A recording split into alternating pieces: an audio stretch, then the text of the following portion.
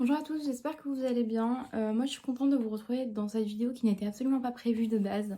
Mais depuis quelques temps, si vous suivez un peu la chaîne, vous avez pu voir que je n'ai pas trop posté et que mon rythme est vraiment moins régulier qu'avant.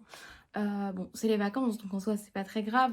Mais c'est aussi parce qu'en fait, il se passe pas mal de choses dans ma vie personnelle en ce moment qui font que je peux pas trop me concentrer sur Booktube, que je peux pas trop m'investir, ou même que j'ai pas suffisamment le moral en fait, tout simplement pour vous faire des vidéos. Et moi j'aime pas trop les vidéos dans lesquelles je me vois, je sais que je vais pas très bien, j'essaye d'aller bien, etc. Mais bon, quand même, je vais pas être trop négative. Là, je vais partir en vacances en Italie avec mon père et j'ai super hâte. Et c'est aussi pour ça qu'aujourd'hui, je vais vous présenter la palle du coup des livres que j'ai prévu de prendre et prévu de lire. Si je peux tous les lire, tant mieux, en Italie. Et sinon, ce sera à la fin du mois d'août. Donc voilà, je profite un petit peu de cette vidéo pâle et surtout de cette introduction pour vous dire que en ce moment il y a moins de vidéos, c'est normal. Je devais vous poster deux vlogs en fait, deux vlogs que j'ai fini de tourner mais qui sont pas encore sortis. Et le truc c'est qu'il y a l'un de ces vlogs que j'ai tourné quand j'ai passé une semaine à Rennes. Et plusieurs événements font que j'ai pas trop envie de publier cette vidéo. Donc je vais essayer un petit peu de combiner ce vlog là et le vlog que j'ai tourné après quand j'étais dans mon appartement à Amiens pour essayer de vous montrer un petit peu mes lectures malgré tout. Mais ce vlog il pourra pas, je pense, sortir avant mon retour de vacances. Donc là ça va faire 3 vlogs en retard. Mais je vais me débrouiller pour essayer de combiner un petit peu tout ça, essayer de vous poster ça avant la rentrée. Et voilà, je voulais juste se faire un petit peu le point là-dessus. Et j'espère que vous, ça ne vous dérange pas. Du coup, vous allez peut-être vous taper plusieurs vlogs en même temps, mais je vais essayer de combiner un peu tout. Et voilà, ça me semblait important de revenir vous en parler avant que je parte en vacances pour faire un peu le point et moi me sentir bien, pas me dire mince, j'ai encore plein de choses à faire et je vous ai pas expliqué pourquoi, etc. Donc je perds pas plus de temps et je vais vous présenter ma palle pour mes vacances en Italie. Et du coup, j'y reste 15 jours puisque je compte aussi les jours de voyage parce qu'on y va en voiture.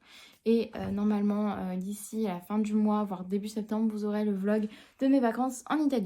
Tout d'abord, j'ai décidé de lire de la poésie puisque personnellement, j'adore lire de la poésie quand je suis en vacances ou surtout à la plage en fait. C'est quelque chose que j'aime énormément.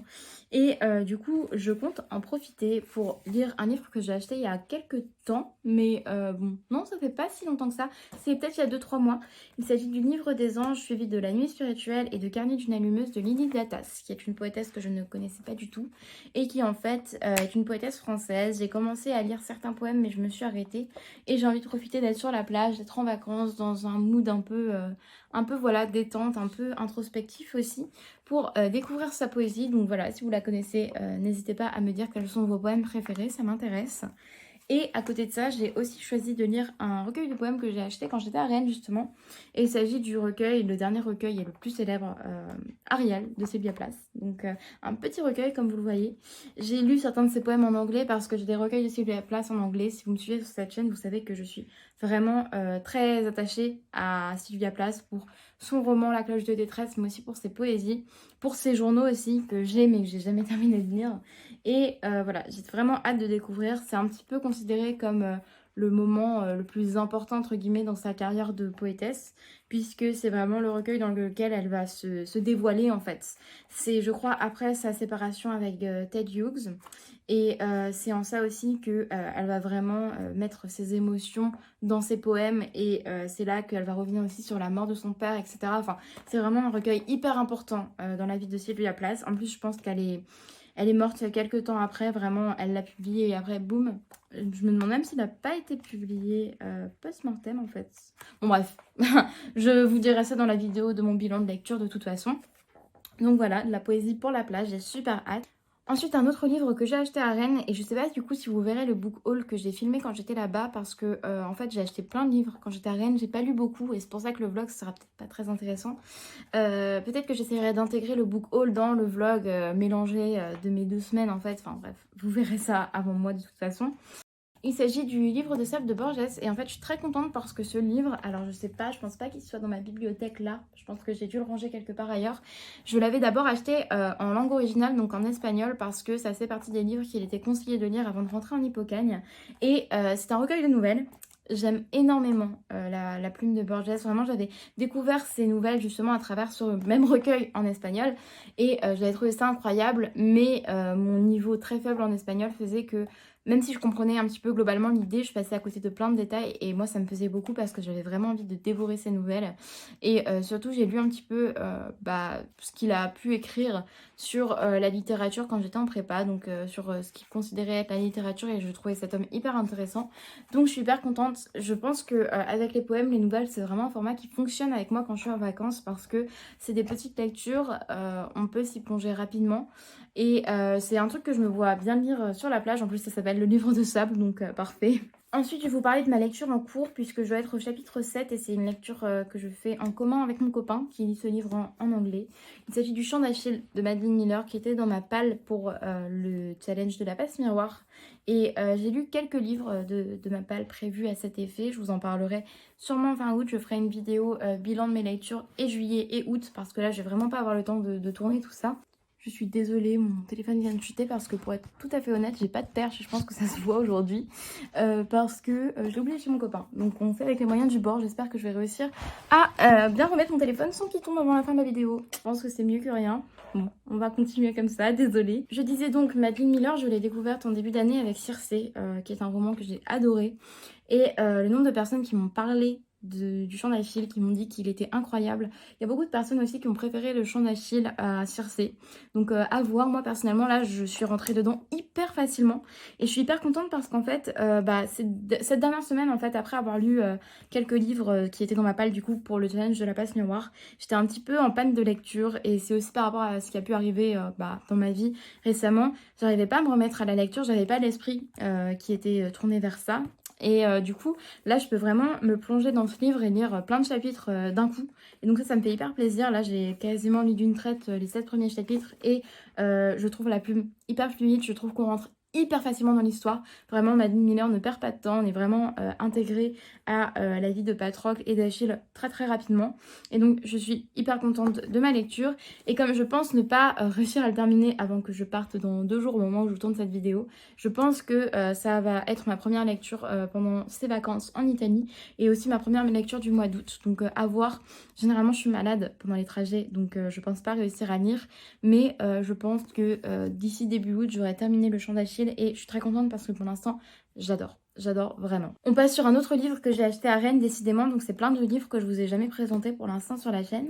Il s'agit de I Am de Maggie O'Farrell. Donc voici, c'est un livre en anglais, il est magnifique et si vous connaissez un petit peu Sylvia Plath, vous reconnaîtrez peut-être les dernières phrases en fait, la dernière phrase, les derniers vers de son roman La Cloche de détresse et c'est pour ça que je l'ai acheté, c'est parce que en fait j'ai lu ça et j'ai vu, enfin dès la couverture et puis avec le symbole du cœur, enfin voilà, je me suis dit c'est une référence à Sylvia Plath, c'est certain. Et effectivement, et il s'agit en fait d'un mémoire dans lequel Maggie O'Farrell revient sur plusieurs moments dans sa vie où elle a frôlé la mort, où elle a vécu cette expérience de mort imminente. Et donc, je sais pas du tout comment ça va être. C'est peut-être des accidents, c'est peut-être des mauvaises rencontres, etc. Ou peut-être même, je sais pas, un état psychologique fragile. Et je trouve ça hyper intéressant parce que c'est du coup les dernières phrases du roman de Sylvia Plath dans lequel Sylvia Plath, sans trop vous spoiler, essaye de se raccrocher à la vie, ou du moins son personnage qui est en fait un petit peu elle-même, qu'elle a un peu romantisé, personnage auquel elle a donné un nom différent du sien, mais on sait que c'est son expérience à elle. Et je pense que c'est un essai qui peut être plein d'espoir. Apparemment, Maggie O'Farrell écrit très bien.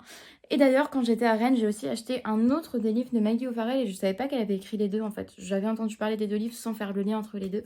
Il s'agit d'Hamnet, qui est un livre, pour le coup une fiction, dans laquelle elle écrit l'histoire un peu fictive du fils de Shakespeare, donc Hamnet, qui a inspiré Hamlet.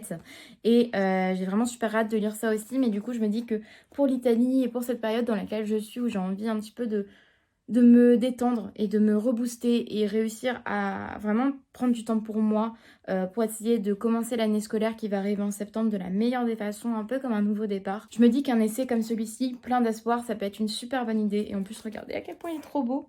Voilà, j'ai vraiment super hâte, c'est l'un des livres qui me fait le plus envie pour cette semaine en Italie. On passe à un livre que j'ai acheté il y a bien des mois maintenant. Je me souviens, je l'ai acheté parce qu'en fait, je suis passée dans ma librairie parisienne préférée qui est Shakespeare Co. Une librairie avec beaucoup de livres en anglais, donc des livres en VO. Et en fait, je venais chercher une commande de plein de romances que j'avais achetées pour mon mois de la romance parce qu'au mois de mai, je n'ai lu que de la romance. Et je l'ai vu et je me suis dit que ça correspondait un petit peu à comment je me sentais en ce moment et ça pouvait peut-être me faire du bien. Il s'agit de The Lonely City d'Olivia Lang et d'ailleurs c'est l'un de mes livres, on va dire esthétiquement préférés dans le sens où dans ma bibliothèque c'est l'un des livres que je trouve le plus beau. Alors oui c'est tout simple, c'est une vue de fenêtre mais déjà le violet et ce ciel un peu violet de fin du jour c'est ma couleur préférée en fait. Mes moments préférés c'est vraiment quand je suis dans un endroit, que ce soit une ville ou que ce soit la campagne, qui a un coucher de soleil et que le ciel est violet rose et du coup bah voilà ça fait beaucoup écho à des moments que j'ai beaucoup aimés dans ma vie. Et voilà. Donc simplement sur la couverture, je suis hyper tentée. Et aussi, bah là, c'est également un mémoire finalement, puisque c'est Olivia Lang qui raconte une anecdote de sa vie, qui raconte un moment où elle s'est retrouvée seule à New York, où pour la première fois peut-être de sa vie, elle vivait seule. Et un moment dans sa vie où elle s'est sentie hyper seule et comment elle a réussi à accepter cet état de solitude et comment elle a réussi à mettre des choses en place pour apprécier cette solitude, apprécier d'être avec elle-même. Donc elle fait notamment des visites de musées. Bon, je connais pas la ville de New York, mais ça va peut-être me motiver encore plus à potentiellement y aller parce que c'est l'un de mes rêves. Donc elle va nous parler aussi de littérature, d'artistes qu'elle va croiser, entre guillemets, donc qu'elle va rencontrer par le biais de livres, par le biais de peintures pendant ce temps de solitude dans lequel elle va être quand elle va s'installer à New York. Et du coup, j'ai super hâte parce que comme moi, je m'installe véritablement dans mon appartement à la rentrée et que cette année, j'ai beaucoup expérimenté la solitude et je pense que ça peut être le cas de beaucoup, notamment avec le Covid et la distance. Mais du coup, je pense que c'est vraiment un livre qui peut beaucoup me plaire et j'ai vraiment super hâte parce que ça a l'air vraiment chouette. D'ailleurs, tiens, je savais pas, mais je crois qu'il y a quelques photos dans ce livre. Oui, et j'ai super hâte parce que je pense que ça peut vraiment faire écho à plein de choses en moi. Et je suis un peu dans un mood où je veux lire des nouvelles, des poésies, des autobiographies ou des mémoires. Et du coup, j'ai trop hâte. Avant-dernier livre, c'est un livre que j'avais mis aussi dans ma palle pour le challenge de la passe miroir. Et c'est l'un des livres qui me fait le plus envie pour cette deuxième partie d'année, donc un livre que j'avais envie de découvrir depuis hyper longtemps. Il s'agit de Daisy Jones and the Six de Taylor Jenkins Reid. Maintenant j'arrive à le dire. Et Taylor Jenkins Reid, c'est l'autrice des 7 maris d'Evelyn Hugo qui est sortie en français, donc de Seven Husbands. Et si vous avez un peu suivi mes vidéos, c'est peut-être la lecture que j'ai préférée pendant cette année. J'ai vraiment été happée par ma lecture, happée par le personnage de Evelyn Hugo. J'ai été happée par l'histoire, par l'écriture, par tout. Et en fait, juste pour résumer, dans Evelyn Hugo, elle parle d'une actrice dans les années 50 et de son évolution, années 60, 70, etc. Et de ses 7 maris. Et c'est sous la forme d'une interview où elle raconte sa vie pour que notre narrateur, en fait, écrive un livre sur elle. Et donc, bah, voilà. C'était le monde du cinéma, ça parlait de plein de sujets hyper importants, ça mettait vraiment en lumière beaucoup de minorités qui à l'époque étaient vraiment encore plus minoritaires ou encore moins soutenues. Enfin, c'est voilà, ça évoque plein de sujets différents et c'était hyper intéressant, hyper bien écrit. Il y a ce glamour hollywoodien et la crasse qui s'y cache derrière. Enfin, vraiment incroyable. Lisez-le, vraiment. Cette fois-ci, ça se concentre sur un groupe de musique dans les années 70, il me semble. Ou peut-être les années 60. Je crois que c'est un groupe qui s'est séparé et pour la première fois, le groupe se retrouve pour une interview pour expliquer les raisons pour lesquelles ils se sont séparés. Et ça a l'air incroyable, je n'ai eu que de bons échos là-dessus. C'est un peu, si vous voulez savoir un peu le mood du groupe, c'est un peu un groupe qui est similaire à Fleetwood Mac. Donc Fleetwood Mac quoi, enfin vraiment ça ne peut que me donner encore plus envie de lire ce livre et du coup je pense que c'est une bonne lecture de plage aussi, une bonne lecture de vacances. J'ai super hâte parce que j'avais adoré encore une fois Evelyn Hugo et ça me donne aussi envie de découvrir tous les autres livres de Taylor Jenkins Reid, donc voilà, vous en entendrez des nouvelles et je pense que ça peut être l'une de mes meilleures lectures de ce mois. Et enfin, la dernière lecture que j'aimerais faire pendant ces vacances, il s'agit de L'été de la sorcière de Kao Nashiki. Donc c'est ce roman. J'en avais pour la première fois entendu parler sur la chaîne ou sur le bookstagram d'Alex Bouquin en Prada. Et c'est un livre qui est sorti cette année. C'est l'histoire d'une jeune fille qui va passer ses vacances en forêt avec sa grand-mère. Et c'est un livre un petit peu, entre guillemets, contemplatif parce que je crois qu'il ne se passe pas grand-chose dans ce livre. Mais c'est une très belle histoire sur la famille, sur la nature aussi. Et en fait, je ne lis pas assez de romans japonais et et c'est l'une des choses que j'avais envie de faire cette année. C'était un petit peu de découvrir des livres qui n'étaient pas écrits par des auteurs soit européens, soit américains. Essayer de sortir un petit peu de cette sphère-là pour découvrir de nouvelles cultures aussi en littérature. Et du coup, j'ai super hâte. Ça a l'air hyper doux, ça a l'air hyper mignon et j'en ai entendu que des bonnes choses. Donc, c'est aussi un roman assez court. Donc, finalement, comme vous voyez, je suis un peu dans un mood soit un peu lecture page turner comme avec Daisy Jones ou petite lecture avec les nouvelles, avec les poèmes, etc. Donc je pense que ça peut aussi un peu contrecarrer le fait que je lise aussi des mémoires. Donc voilà, c'est une lecture que j'ai vraiment très envie de faire. J'avais envie de lire cette histoire depuis quelques mois, mais là je me dis, quitte à partir vraiment en vacances au soleil, autant lire un livre qui concerne l'été. Et l'été de la sorcière, ça me semble parfait pour ça. Et voilà, c'est tout pour cette page. J'espère que cette vidéo vous aura plu malgré le fait que je l'ai tournée en pyjama, absolument pas coiffée, à 11h30 du matin et que je viens de me réveiller. Et que d'ailleurs, il n'y a même pas de perche pour équilibrer tout ça. Vraiment désolée, c'est pas ma meilleure vidéo niveau qualité, mais c'était important pour moi de vous la tourner, de vous la monter, de vous la publier avant que je parte en vacances. Également pour faire un petit peu le point de ma vie en ce moment, de pourquoi je poste pas beaucoup sur Booktube. Je vous souhaite un très bon mois d'août. J'espère vous retrouver bientôt et ayez de très bonnes lectures. N'hésitez pas à me dire dans les commentaires les livres que vous avez lus au mois de juillet ou les livres que vous aimeriez vous-même lire en août. Et moi, je vous dis à très très bientôt sur cette chaîne pour un nouveau départ à la fois sur Booktube et dans ma vie personnelle. Et j'ai super hâte de vous partager toutes les choses que j'ai dans la tête et que j'aimerais vous partager pour cette nouvelle année scolaire, pour ce nouveau départ sur ma chaîne et dans ma vie. Et moi, je vous dis à très très bientôt sur la chaîne.